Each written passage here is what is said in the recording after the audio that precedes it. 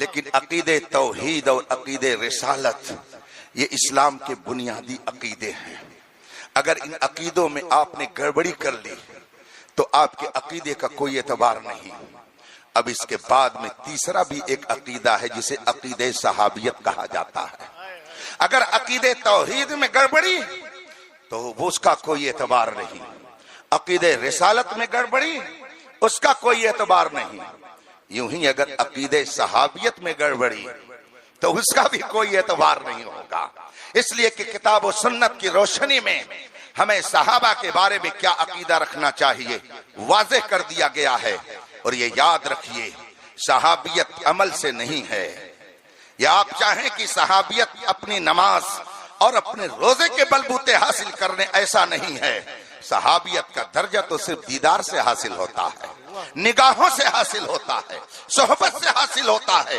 کوئی پوری زندگی ایک لمحہ بھی کسی دنیاوی کام میں مصروف نہ ہوا ہو، اس نے پیدائش سے لے کر کے موت تک ہمیشہ ذکر الہی میں اپنے آپ کو مصروف رکھا ہو، لیکن واللہ العظیم قسم ہے رب ذوالجلال کی، مصطفیٰ کے صحابہ کا وہ مقام ہے کہ کوئی پیدائش سے لے کر موت تک ذکر الہی میں لگا رہا، اور میرے مصطفیٰ کے ایک صحابی نے اگر ایک سیکنڈ کے لیے ایمان کی حالت میں مصطفیٰ کا دیدار کر لیا تو یہ زندگی بھر کا پہرے دار اور نمازی صحابی کے اس دیدار کا مقابلہ نہیں کر سکتا ہے، اور یہ زندگی بھر کا نمازی ایک لمحے کے دیدار والے صحابی کے مقام کو نہیں پہنچ سکتا۔ یہ میں نہیں کہتا، یہ قرآن کہتا ہے، یہ حدیث کہتی ہے۔ قرآن کریم اس مقدس جماعت کے بارے میں اعلان کرتا ہے، رضی اللہ عنہم ورضوا عنہ، اللہ سے وہ راضی، رضی اللہ عنہم، اللہ ان سے راضی، ورضوا عنہ، اور وہ سب اللہ سے راضی ہیں۔ ان کے لیے رضا کا پروانہ قرآن نے دے دیا، ان کے لیے خوشنودی الہی کا پروانہ قرآن سے مل چکا ہے۔ قرآن کریم نے فرمایا کلن وعد اللہ الحسنى، میرے محبوب پر ایمان لانے والوں کی دو جماعت ہے۔ کچھ وہ لوگ ہیں جنہوں نے فتح مکہ سے پہلے اسلام قبول کیا، اور کچھ وہ لوگ ہیں کہ جنہوں نے فتح مکہ کے بعد اسلام قبول کیا۔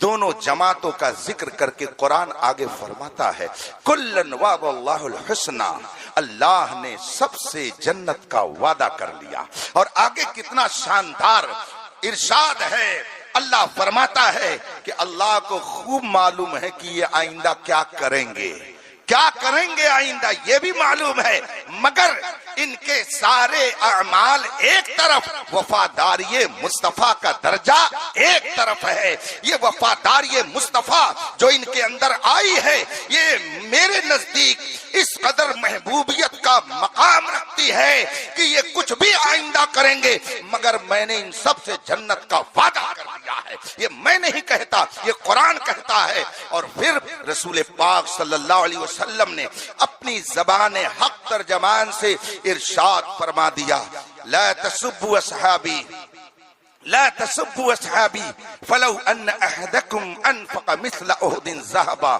ما بلغ مد احدهم ولا نصیفا۔ حضرت سیدنا ابو سعید خدری صحابی رسول ہیں، ان سے حدیث مروی ہے، وہ فرماتے ہیں کہ رسول کائنات نے ارشاد فرمایا لا تسبوا اصحابی، میرے صحابہ کی شان میں گستاخی مت کرنا، تبرہ مت کرنا، ان پر تنقید مت کرنا، ان پر اعتراض مت کرنا، اس لیے کہ تمہاری حیثیت یہ نہیں ہے کہ تم ان پر اعتراض کرو۔ اب اس حیثیت کا اظہار کرتے ہوئے رسول پاک ارشاد فرماتے ہیں تم میرے صحابہ کے مقام کو کیا سمجھو گے؟ اگر تم میں سے کوئی احد پہاڑ کے برابر سونا اللہ کے راستے میں خرچ کر دے اور میرا صحابی 2-4 کلو جو اٹھا کر اللہ کے راستے میں خرچ کر دے تو تمہارا احد پہاڑ کے برابر سونا خرچ کرنا میرے صحابی کے 2 کلو جو کا مقابلہ نہیں کر سکتا ہے۔ آپ ذرا سوچئے کہ اگر صحابی 2 کلو اپنے ہاتھ سے جو دے دے، وہ جو صحابی نہیں ہے، وہ جو خود صحابی نہیں ہے بلکہ صحابی کے ہاتھ سے لگ گیا، صحابی سے اسے نسبت ہو گئی، صحابی سے نسبت کی بنیاد پر جب اس جو کا مقابلہ احد پہاڑ کے برابر سونا نہیں کر سکتا ہے تو آج کوئی کتنے ہی عظیم درجے پر پہنچ جائے کسی صحابی کے درجے کو کبھی نہیں پہنچ سکتا۔ اللہ کے رسول صلی اللہ علیہ وسلم نے فرمایا اذا ذکر اصحابی فامسکوا، جب میرے صحابہ کا تذکرہ کیا جائے تو زبان ذرا سنبھال کر کے نکالنا، زبان سنبھال کر کے نکالنا، اس لیے کہ ان کے درجے کو تم نہیں سمجھ سکتے۔ ان کی شان کیا ہے کہ جب لوگ مخالفت کر رہے تھے انہوں نے نبی پر اپنی جان کو قربان کیا۔ ان کا درجہ یہ ہے کہ جب لوگ رسول کریم پر تیر چلانے کی بات کر رہے تھے تو صحابہ نے اپنا سینہ سپر کر کے ان کے سامنے وفاداری مصطفیٰ کا ثبوت دیا۔ سامنے اگر بیٹا آ گیا تو یہ نہیں سمجھا کہ یہ بیٹا ہے، سامنے اگر چچا آ گیا تو یہ نہیں سمجھا کہ یہ چچا ہے، دیکھا تو صرف نسبت مصطفیٰ کو دیکھا اور ان کے دل میں صرف ایک بات تھی، جو رسول پاک کا ہے وہ ہمارا ہے، جو ان کا نہیں ہے وہ ہمارا ہے۔ صحابہ کا وہ مقام ہے، صحابہ کا وہ درجہ ہے۔ اور پھر ان صحابہ میں بھی رسول پاک نے اپنی نگاہ کرم جدھر جیسی کر دی۔ اعلیٰ حضرت فرماتے ہیں ہاتھ جس سمت اٹھا غنی کر دیا، موج بحر سخاوت پہ لاکھوں سلام۔ حضرت سیدنا میر عبدالواحد بلگرامی رضی اللہ تعالی عنہ، میر عبدالواحد بلگرامی رضی اللہ تعالی عنہ اپنی تصوف کی عظیم کتاب سبع سنابل شریف میں تحریر فرماتے ہیں کہ رسول پاک صلی اللہ علیہ وسلم نے فرمایا تم یہ سمجھتے ہو کہ ابو بکر کثرت نماز کی بنیاد پر اس درجے پر پہنچے ہیں؟ ما فاق ابو بکر بکثرت الصلاة والصوم ولكن بشيء اقر فی قلبی۔ اللہ کے رسول فرماتے ہیں تم یہ نہ سمجھو کہ ابو بکر کو جو تم میں سب سے عظیم درجہ حاصل ہے وہ کثرت نماز اور کثرت روزہ کی بنیاد پر۔ رسول پاک فرماتے ہیں نہیں، کثرت روزہ کثرت نماز کی بنیاد پر ان کو یہ فوقیت نہیں حاصل ہے، ولیکن بشیء اقر فی قلبی، اللہ نے ان کے دل میں ایک اسپیشل نور رکھا ہے، اس نور کی بنیاد پر ان کا درجہ سب سے زیادہ بلند کر دیا گیا ہے۔ اس لیے کسی اور کو صدیق اکبر کے مقابل میں لانا یہ ہماری مخالفت نہیں ہے، یہ در حقیقت مصطفیٰ جان رحمت۔ اللہ، نعرہ تکبیر، نعرہ رسالت، عقیدہ اہل سنت۔ حضرت سیدنا مولا کائنات شیر خدا حیدر کرار رضی اللہ تعالی عنہ تشریف فرما تھے۔ اتنے میں شیخین کریمین حضرت سیدنا صدیق اکبر عمر فاروق اعظم تشریف لا رہے تھے۔ اللہ کے رسول صلی اللہ علیہ وسلم نے حضرت علی رضی اللہ تعالی عنہ سے مخاطب ہو کر فرمایا علی یہ دونوں جو دکھ رہے ہیں حاضانے، یہ دونوں کے دونوں سیدہ کہول اہل جنہ، یہ جنتی بوڑھوں کے اور آگے و شبانہا جنتی جوانوں کے سردار ہیں۔ لا تخبرہما، مگر تم ان دونوں کو مت بتانا، یہ دونوں جنتی جوانوں کے سردار ہیں، جنتی بوڑھوں کے سردار ہیں۔ رسول پاک نے یہ جملہ کس سے فرمایا؟ مولا کائنات حضرت علی رضی اللہ تعالی عنہ سے فرمایا۔ اور ایک موقع پر جب حضرت سیدنا صدیق اکبر رضی اللہ تعالی عنہ سے ایک زمانہ گزرنے کے بعد حضرت مولا کائنات نے فرمایا اے ابو بکر، اے صدیق اکبر، رسول پاک نے تو آپ کا بہت اونچا مقام بخشا ہے، رسول پاک کی بارگاہ سے آپ کا درجہ تو بہت بلند کر دیا گیا ہے، اور فرمایا گیا ہے کہ جنت میں وہی جائے گا کہ جس کے دل میں ابو بکر کی محبت پائی جائے گی، تو آپ کا تو بڑا اونچا مقام ہے۔ ادھر سے مسکرائے حضرت صدیق اکبر، اور کیا فرمایا؟ حضرت صدیق اکبر فرماتے ہیں مگر رسول پاک نے ایک بات اور فرمائی ہے۔ کہا وہ کیا؟ کہا مجھ سے رسول پاک نے فرمایا کہ جنت میں وہی جائے گا جسے علی جنت کا ٹکٹ دیں گے۔ تو حضرت علی کہتے ہیں مگر یہ بھی فرمایا گیا ہے کہ جنت کا ٹکٹ اسی کو ملے گا جس کے دل میں ابو بکر کی محبت۔ سبحان اللہ، کیا انداز محبت ہے۔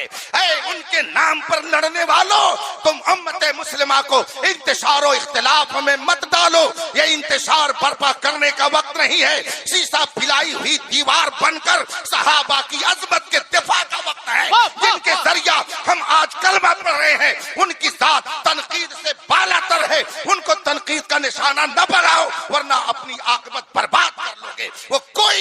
واقعات پڑھیے، آپ کو خود ہی اس حقیقت کا پتہ چل جائے گا۔ ایک موقع پر بات آ گئی ہے تو عرض کر دوں، وقت زیادہ ہو رہا بہت تیزی سے۔ حضرت سیدنا امام جلال الدین سیوطی رحمت اللہ تعالی علیہ کہ عظیم تصنیف ہے الدر المنثور فی تفسیر الماثور، قرآن کریم کی تفسیر ہے، اور انہوں نے اس بات کا التزام کیا ہے کہ تفسیر منصور میں وہ تفاسیر وہ بیان کریں جو روایت کے طور پر پہنچی ہیں۔ چنانچہ وہ ایک مقام پر لکھتے ہیں کہ ابن عساکر نے یہ حدیث درج کی ہے اپنی کتاب کے اندر، لکھتے ہیں امام جلال الدین سیوطی در منصور میں کہ رسول پاک کی بارگاہ میں حضرت ابو بکر، حضرت عمر، حضرت عثمان اور حضرت معاویہ بیٹھے ہوئے تھے۔ اذ اقبل علی، اتنے میں حضرت علی تشریف لائے، اور جب حضرت علی تشریف فرما ہوئے تو رسول پاک نے حضرت معاویہ کی طرف مخاطب ہو کر ارشاد فرمایا اتحب علی، اے معاویہ کیا تم کو علی سے محبت ہے؟ اتحب علی، کیا تم علی سے محبت کرتے ہو؟ حضرت امیر معاویہ نے فرمایا نعم یا رسول اللہ، میں علی سے محبت کرتا ہوں۔ یہ رسول پاک کے سوال کے جواب میں حضرت معاویہ نے فرمایا اگر حضرت معاویہ نے نفاق سے کام لیا ہوتا اور انہوں نے دل میں کچھ اور رکھ کر کے زبان سے کہا ہوتا، اسی وقت رسول پاک فرما دیتے معاویہ نفاق سے کام مت لو، جو دل میں ہے وہی زبان پر لاؤ، تمہارے دل میں کچھ اور ہے، زبان پر کچھ اور ہے۔ مگر رسول پاک کی نگاہ نبوت دیکھ رہی تھی کہ ایک زمانہ آئے گا اور ان دونوں کی محبت میں لوگ دیوار حائل کرنے کی کوشش کریں گے، اس لیے رسول پاک نے اسی وقت فیصلہ فرما دیا۔ چنانچہ علامہ جلال الدین سیوطی آگے ابن عساکر کے حوالے سے لکھتے ہیں کہ جب حضرت معاویہ نے کہا نعم یا رسول اللہ، میں بے شک حضرت علی سے محبت کرتا ہوں، رسول پاک فرماتے ہیں ستکون بینکما، تم دونوں کے درمیان کچھ نہ کچھ ٹن پھن ہو جائے گا، تم دونوں کے درمیان کچھ نہ کچھ لڑائی ہو جائے گی، تم دونوں کے درمیان کچھ اختلاف ہو جائے گا۔ اس کا مطلب کیا ہے؟ رسول پاک حضرت معاویہ کے دل کی کیفیت کو بھی دیکھ رہے ہیں اور آئندہ کیا ہوگا اس کو بھی دیکھ رہے ہیں۔ اگر حضرت معاویہ یہ کہتے کہ یا رسول اللہ آپ کو غیب کی کیا خبر، آپ کو کیسے پتا کہ ہمارے درمیان اختلاف ہوگا، تو بات مانی جا سکتی تھی، مگر حضرت معاویہ نے رسول پاک کے علم غیب کا انکار نہیں کیا۔ اس سے پتا چلا کہ صحابہ بھی یہ عقیدہ رکھتے تھے کہ نبی سے نہ پچھلی کوئی بات پوشیدہ ہے نہ آئندہ کوئی بات پوشیدہ ہے، قیامت تک جو کچھ ہونے والا ہے رب نے اپنے محبوب کو سب عطا کرنا۔ اسی لیے حضرت معاویہ نے پھر کیا سوال کیا؟ حضرت معاویہ کہتے یا رسول اللہ ہمارے ان کے درمیان اختلاف ہو جائے گا، پھر کیا ہوگا؟ ہم دونوں میں اگر کچھ ہو گیا تو پھر کیا ہوگا؟ اللہ کے رسول فرماتے ہیں سبحان اللہ، حدیث کے کلمات ہیں، امام جلال الدین سیوطی نے اس کو اپنی کتاب الدر المنصور میں ذکر فرمایا۔ فرماتے ہیں کہ رسول کریم نے حضرت معاویہ کے سوال کے جواب میں ارشاد فرمایا عفو اللہ ورضوانہ، جب تم دونوں کے درمیان کچھ ہو جائے گا اللہ بخشش فرما کر تم دونوں سے خوش ہو جائے گا، تم سے راضی ہو جائے گا۔ تو رسول پاک اپنی حدیث کے ذریعہ دونوں کی رضوان الہی کی بشارت دے رہے ہیں کہ دونوں سے خدا راضی ہوگا۔ یہ 1400 سال کے بعد پتہ نہیں کہاں سے ان کو علم ہو گیا کہ معاویہ ایسے تھے اور وہ ایسے تھے۔ خدا ایسے لوگوں کے عقیدے کی اصلاح فرمائے۔ مجھے یاد آتا ہے حضرت سیدنا عبداللہ ابن عمر خلیفہ دوم کے شہزادے حضرت عبداللہ رضی اللہ تعالیٰ عنہ، یہ حدیث کی کئی کتابوں میں درج ہے۔ فرماتے ہیں کہ ایک دن حضرت معاویہ نے مجھ سے پوچھا، حضرت معاویہ اور میرے والد کے بارے میں ایک شخص نے مجھ سے پوچھا یہ عبداللہ یہ بتائیے کہ آپ کے ابو اچھے تھے، آپ کے ابو بہتر تھے یا معاویہ بہتر تھے؟ دونوں میں بہتر کون تھا؟ حضرت عبداللہ ابن عمر صحابی رسول ہیں، فرماتے ہیں اچھے تو میرے ابو ہی تھے بے شک۔ حضرت عمر فاروق اعظم خلیفہ دوم، حضرت عبداللہ ابن عمر فرماتے ہیں کہ اچھے تو میرے ابو ہی تھے مگر قیادت کا بہت زیادہ سلیقہ معاویہ کے پاس تھا۔ قیادت کرنے کا ہنر ان کے پاس بہت زیادہ تھا۔ حضرت عبداللہ ابن عباس ہیں، حضرت عباس رسول پاک کے چچا ہیں رضی اللہ تعالی عنہما، ان کو آپ اہل بیت میں شمار کیجئے، خانوادے بنو ہاشم سے ہیں۔ حضرت عباس رضی اللہ تعالی عنہ صحابی رسول ہیں، رسول پاک کے چچا ہیں۔ ان کے بیٹے حضرت عبداللہ ہیں، جن کو رئیس المفسرین کہا جاتا ہے، ترجمان قرآن کہا جاتا ہے۔ حضرت عبداللہ ابن عباس رضی اللہ تعالی عنہ کے بارے میں آپ بخاری شریف کی حدیث میں پڑھ لیجئے، ان کے ایک غلام تھے، اور اتفاق سے حضرت معاویہ کو انہوں نے نماز پڑھتے ہوئے دیکھ لیا، لیکن ان کی سمجھ میں کچھ بات نہیں آئی۔ حضرت عبداللہ ابن عباس کے وہ غلام حضرت معاویہ سے تو کچھ نہ کہہ سکے، مگر پہنچے حضرت عباس، حضرت عبداللہ ابن عباس رضی اللہ تعالیٰ عنہ کی خدمت میں، اور جا کر کے وہاں وہ عرض کرتے ہیں کہ حضور میں نے معاویہ کو نماز پڑھتے ہوئے ایسے دیکھا، لیکن میری سمجھ میں نہیں آئی بات کہ وہ اس طرح کیسے نماز پڑھ رہے تھے۔ حضرت عبداللہ ابن عباس کا جواب بخاری شریف میں موجود ہے، اور بخاری شریف وہ کتاب ہے جس کے بارے میں بالاتفاق علماء فرماتے ہیں ان اصح الکتب بعد کتاب اللہ تعالی علی الارض البخاری، روئے زمین پر قرآن کریم کے بعد سب سے معتبر مستند کتاب کا نام بخاری شریف ہے۔ بخاری شریف میں یہ حدیث درج ہے کہ جب حضرت عبداللہ ابن عباس رضی اللہ تعالی عنہما کے غلام نے جا کر ذکر کیا حضرت عبداللہ ابن عباس سے کہ میں نے معاویہ کو نماز پڑھتے ہوئے دیکھا، مگر ان کی نماز میری سمجھ میں نہیں آئی، تو حضرت عبداللہ ابن عباس نے یہ نہیں فرمایا ان کو نماز کا کیا طریقہ معلوم، وہ تو مسلمان بھی نہیں ہے، وہ تو منافق ہے، ان کے اندر نفاق پایا جاتا ہے، تو وہ بھلا کیسے نماز پڑھ پائیں گے؟ نہیں، حضرت عبداللہ ابن عباس کے جملے بخاری شریف میں آج بھی چمک رہے ہیں۔ فرماتے ہیں اپنے غلام سے اترک ہو، چپ رہ، چھوڑ، ان کو کچھ مت کہنا، قد صحب النبی صلی اللہ علیہ وسلم، ان کو کچھ مت کہنا، وہ صحابی رسول ہیں، انہوں نے جو کچھ کیا ہے مصطفیٰ کی ادا کو دیکھ کیا ہے۔ حضرت عبداللہ ابن عباس یہ اہل بیت سے ہیں، بتائیے کیا اہل بیت کے وہ عظیم فرد غلط فرما رہے ہیں؟ کیا انہوں نے نہیں سمجھا حضرت معاویہ کا مقام کیا ہے؟ کیا انہوں نے ان کا درجہ نہیں سمجھا؟ اٹھائیے حدیث کی کتابیں، حضرت سیدنا مولائے کائنات شیر خدا علی مرتضی رضی اللہ تعالی عنہ نے ایک موقع پر مخاطب کر کے لوگوں سے فرمایا لا تکرہو امارت معاویہ، معاویہ کی حکومت کو ناپسند مت سمجھو، وہ اگر شام کے گورنر ہیں تو ان کی گورنی پر نکتہ چینی نہ کرو۔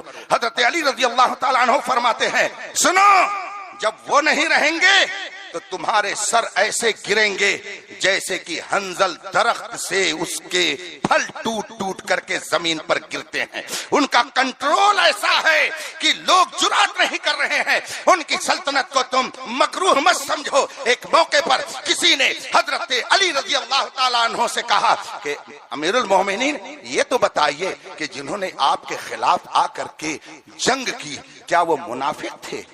حضرت علی رضی اللہ تعالیٰ عنہ فرماتے لا، نہیں، قطعاً نہیں۔ پھر سوال کرنے والے نے سوال کیا کیا وہ مشرک تھے؟ کہا قطعاً نہیں۔ کہا پھر کیا تھے؟ آخر انہوں نے پھر کیا کیا؟ حضرت مولائے کائنات فرماتے ہیں اخواننا قد بقوا علینا، وہ بھی ہمارے بھائی ہیں۔ ہاں یہ اور بات ہے کہ ہمارے خلاف انہوں نے قدم اٹھایا، ہمارے خلاف انہوں نے قدم اٹھایا، مگر ہیں ہمارے بھائی۔ اور ایک جگہ فرمایا گیا حضرت علی رضی اللہ تعالیٰ عنہ کی طرف نسبت کرتے ہوئے فرماتے ہیں ہم اور وہ دونوں جنت میں رہیں گے۔ یہ تو حضرت علی ارشاد فرمائے۔ حضرت خلیفہ دوم عمر فاروق اعظم رضی اللہ تعالیٰ عنہ نے ایک موقع پر ارشاد فرمایا تم لوگوں پر مجھے تعجب ہوتا ہے۔ لوگوں نے کہا کیوں؟ کہا کہ تم لوگ قیصر و کسریٰ کے روب و دبدبے کی بات کرتے ہو، یہاں بیٹھ کر تم قیصر و کسریٰ کے روب و دبدبے کا تذکرہ کرتے ہو۔ کہا پھر کیا؟ کہا جب تم میں معاویہ جیسا باروب آدمی موجود ہے تو تم کو قیصر و کسریٰ کے روب و دبدبے کی ضرورت نہیں ہے۔ یہ کون کہہ رہا ہے؟ وہ خلیفہ دوم کہہ رہا ہے جس کے روب و دبدبے سے قیصر و کسریٰ کی حکومتیں بھی کانپتی تھی۔ وہ فرماتے ہیں کہ تم لوگ قیصر و کسریٰ کے روب و دبدبے کی بات کرتے ہو جبکہ تمہارے درمیان کسرائے عرب معاویہ موجود ہے۔ کیا حضرت عمر فاروق اعظم نے انہیں نہیں سمجھا؟ میرے بھائیو کہاں جا رہے ہیں؟ میں اگر انکشاف حقیقت کروں جو میں نے 2 مہینے سے اندر گھس کر کے جانا ہے تو نہ جانے کتنے چہرے بے نقاب ہوں گی، نہ جانے کتنے دبیز تہیں اٹھیں گی. اور جس طرح سے ایک زمانے میں سعودیہ نے پیسے کے بل پر گاؤں گاؤں وہابیت کو پھیلایا، اسی طریقے سے اس وقت کچھ رافضی ملک پیسے کے بل پر رافضیت کو اہل سنت کے گھروں میں داخل کرنے کی پوری کوشش کر رہے ہیں. نہ جانا حضرت زاہد کے تسبیح و مصلی پر بڑے چلتے ہوئے حضرت ان کو ہم سمجھتے ہیں.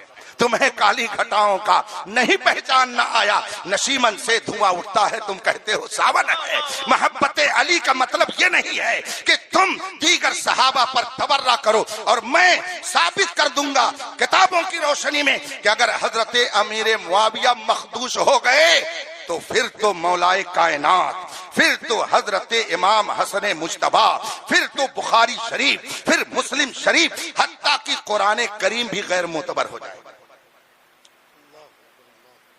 شاخ پہ بیٹھ کے جڑ کاٹنے کی فکر میں ہے، کہیں نیچا نہ دکھا دے تجھے شجرہ تیرا. بخاری شریف ہے. بس ایک حدیث پڑھ کر میں اپنی گفتگو کو تمام کرتا ہوں، بات ذرا لمبی ہو گئی، مجھے 2 ہی بجے نکل جانا چاہیے تھا. بخاری شریف کی حدیث ہے. حضرت سیدنا امام بخاری فرماتے ہیں حدثنا سعید بن عفیر قال حدثنا ابن وهب عن یونس عن ابن شهاب قال حمید بن عبد الرحمن سمعت معاویة يقول سمعت النبي صلى الله عليه وسلم قال من يرد الله به خيرا يفقهه في الدين انما انا قاسم والله يؤتي. صدق النبی صلی اللہ علیہ وسلم. میں نے یہ ساری سند اس لیے پڑھ دی تاکہ کوئی یہ نہ کہے کہ تم نے گھپلا کر دیا. حضرت امام بخاری فرماتے ہیں ہم سے حدیث بیان کیا سعید بن عفیر نے، یہ حضرت امام بخاری کے استاذ ہیں.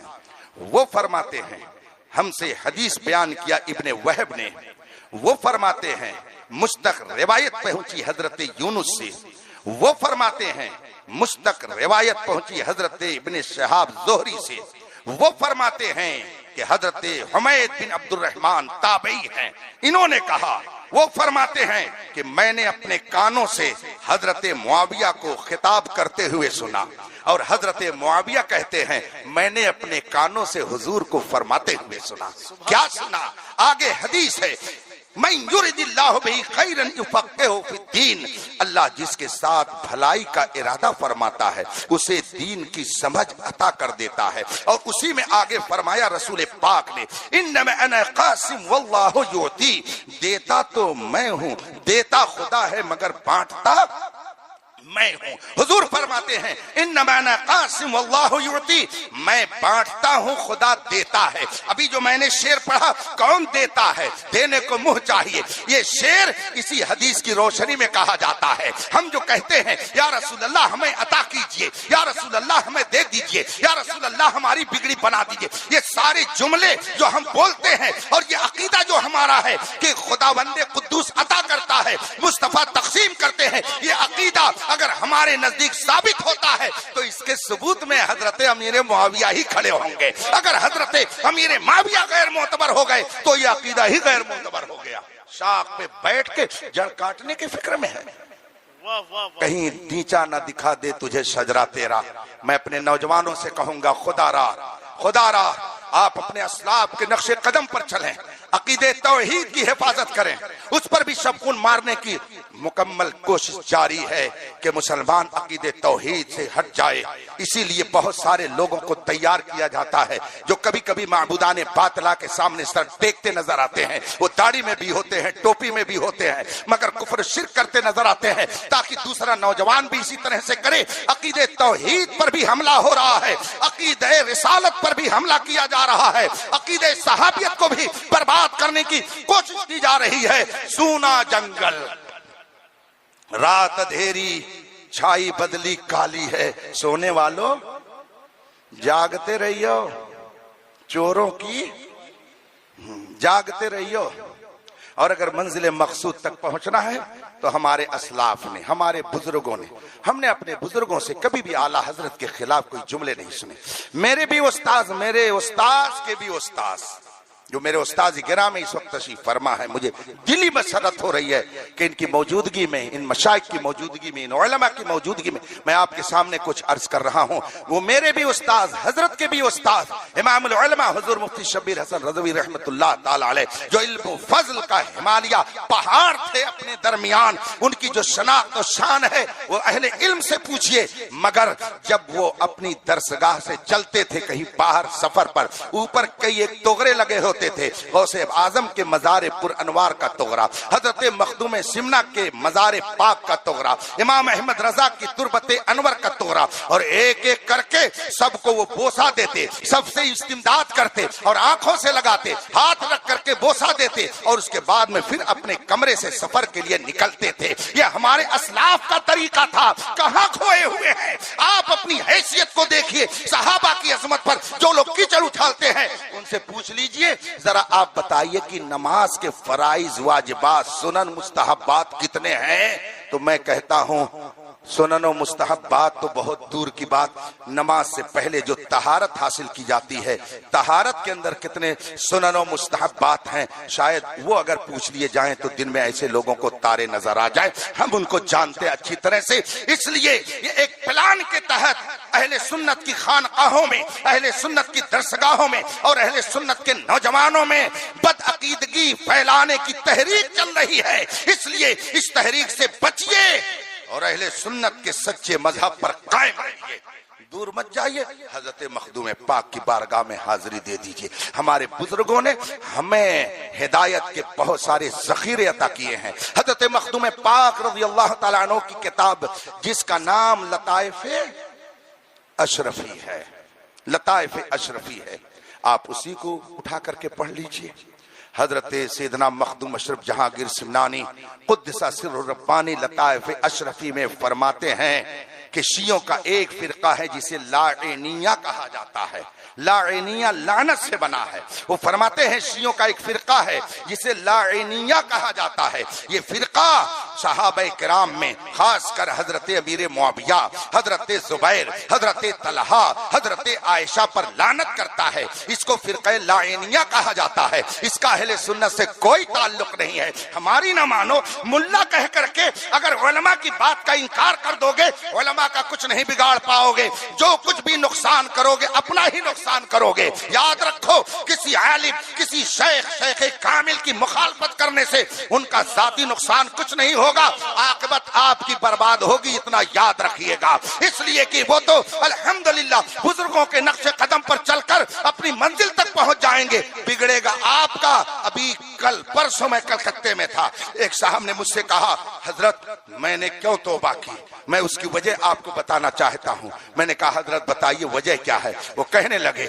میرے گھر میں محفل سجی ہوئی تھی، میرے گھر کے آبا و اجداد میں سے ایک بڑے بزرگ کا عرس تھا، اور رات میں نے خود لان تان کیا، اور اس کے بعد میرے ساتھ جو لوگ آئے تھے شعراء خطبہ انہوں بھی لان تان کیا، اور اس کے بعد میں جب رات میں سویا تو خواب میں نے رسول پاک کی زیارت کی، چہرہ پر جلال.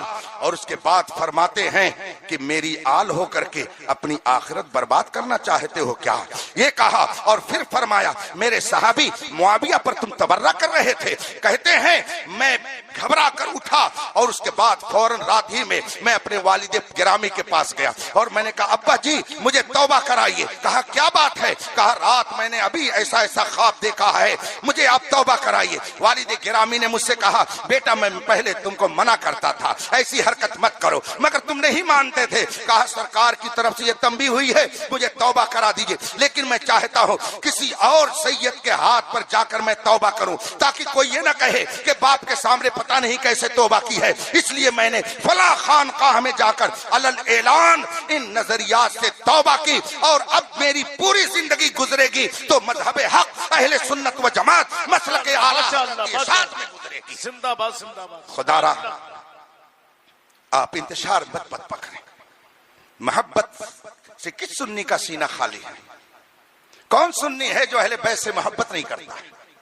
حضرت علی رضی اللہ تعالیٰ عنہ کے بارے میں امام احمد رضا فاضل بریلوی رضی اللہ تعالی عنہ نے فرمایا جو کچھ بھی اختلاف ہوئے، کتنا شاندار جملہ اعلی حضرت نے فرمایا، حق بدست حیدر کرار. کتنا شاندار جملہ، حق بدست حیدر کرار.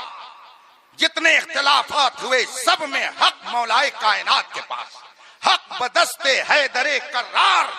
مگر معاویہ بھی ہمارے سردار. حق بدست حیدر کرار، مگر معاویہ بھی ہمارے سردار.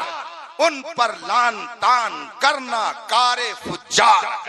کتنا شاندار نپا تلا ہوا جملہ. اعلیٰ حضرت نے ارشاد فرمایا اسی ڈگر پر قائم رہیے. میرے مرشد گرامی آقا نعمت حضور تاج الشریعہ کا پیغام ہے، زندگی یہ نہیں ہے کسی کے لیے، زندگی ہے نبی کی. نبی کے لیے نہ سمجھ مرتا ہے، زندگی کے لیے جینا مرنا ہے سب کچھ. نبی کے لیے مسلک اعلیٰ حضرت پہ قائم رہو، زندگی دی گئی ہے اسی کے لیے. ہمارے مشائخ نے، اساتذہ نے، علماء نے ہم تک یہی عقیدہ پہنچایا. بزرگوں نے اپنی کتابوں میں اسی کو درج کیا، اسی پر قائم رہیے. کسی تحریک کے بہکاوے میں آ کر صحابہ کی شان میں تبرہ کر کے اپنے ایمان اور عقیدے کو خراب مت کیجیے، ورنہ دفتر اسلام ہی کو گویا آپ برباد کرنے کی کوشش میں لگے ہوئے ہیں. یہ یہود و نصارہ کی تحریک ہے، ایسی تحریک سے آپ اپنی حفاظت کیجیے. اگر آپ کا عقیدہ محفوظ رہے گا اور آپ کہیں گے یا اللہ جو میں نے پڑھا اس کا ثواب فلاں کو پہنچے تو انشاءاللہ پہنچے گا، اور اگر آپ کا عقیدہ صحیح نہیں ہے تو نہیں پہنچے گا. جیسے اگر کوئی ٹرک کہیں پھنس جائے بہت بری طرح سے اور آپ لوگ اس کو دھکے دے دے کر کے پریشان ہو جائیں، پورے گاؤں کے لوگ نکالنے کے لیے دھکے دے مگر وہ اپنی جگہ سے ٹس سے مس نہ ہو، ایسے ہی کوئی بدعقیدہ صبح سے شام تک تسبیح لے کر قرآن سامنے رکھ کر کے یا اللہ جو میں نے پڑھا سب پلوں کو پہنچے، سب پلوں کچھ نہیں پہنچے گا، کچھ نہیں پہنچے گا. پہنچنے کے لیے پہلے ایمان کی درستگی ضروری ہے. اگر عقیدہ و عمل درست نہیں، عقیدہ درست نہیں ہے، ایمان نہیں ہے تو آپ کے پاس خود ہی ثواب نہیں، آپ پہنچائیں گے کیا؟ تو پہنچانے کے لیے صاحب ایمان ہونا ضروری ہے، اور جس کے پاس پہنچ رہا ہے اس کا بھی صاحب ایمان ہونا ضروری ہے. جب پہنچ رہا ہے تو وہ لے گا، اور جب لے گا تو وہ مرا نہیں ہے، وہ سمجھ رہا ہے، وہ سمجھ رہا ہے کہ کون بھیج رہا ہے. وہ سولے گا کون گھر سے نکل کر کے جو گھر میں مردہ پڑا ہوگا. عجب لوگوں کا عقیدہ ہے، کہتے نبی کچھ نہیں سنتے. یہاں قرآن و حدیث سے ثابت ہوتا ہے کہ جو عام مومن ایمان کے ساتھ دنیا سے چلا گیا اس کو بھی سننے کی اور حاصل کرنے کی اللہ نے صلاحیت دی ہے. بلکہ حضرت سیدنا شاہ عبد العزیز محدث دہلوی رضی اللہ تعالیٰ عنہ ایک مقام پر ارشاد فرماتے ہیں روح قرب و بعد مکانی یکساں اس. روح کے لیے دور اور نزدیک کوئی چیز نہیں ہے، وہ کہیں سے بھی جا کر کے کسی کی بھی مدد کر سکتی ہے. تو بغداد میں رہے تب بھی ہندوستانیوں کی مدد کرے گی، اجمیر میں رہے تب بھی ہندوستانیوں کی مدد کرے گی، بختو میں کچھوچا جلوہ کر کچھوچا میں ہو تب بھی وہ ہماری مدد کریں گے. اللہ نے انہیں وہ وسعت و طاقت عطا فرمائی ہے کہ دنیا کے کسی گوشے میں ان کا عقیدت مند انہیں پکارے، رب کے کرم سے اس کی مدد. واخر دعوانا ان الحمدللہ رب العالمین. السلام. حضرات